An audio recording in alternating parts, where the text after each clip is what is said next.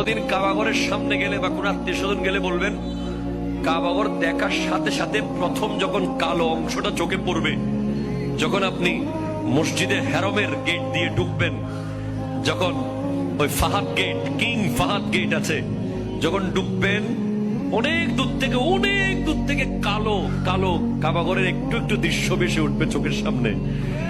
তখন দোয়াটা করবেন, কি দোয়া করবেন কয়টা? যখন কয়টা? একটা দোয়াই কবুল হবে দেখার সাথে সাথে। কাবা ঘর দেখার সাথে সাথে প্রথম যে দোয়াটা করবেন ওটা কবুল করবেন কে? এখন শিখে নেন, অনেক মানুষ জানেন না হিকমত। আপনি একটা দোয়া করবেন, একটাই শেষ, একটা সুযোগ পাবেন আপনি, কিন্তু আপনি এমন এক দোয়া করবেন যেন যতদিন ওখানে থাকেন প্রত্যেক দোয়া কবুল হয়ে যায়। এই হিকমতি দোয়াটা শিখে নেন। আপনি বলবেন, আল্লাহ আমি 10, 12, 15 যতদিন এখানে থাকবো, যতগুলো দোয়া করব সব কবুল করে নিয়েন। দোয়া করছেন কয়টা? পাবেন কয়টা?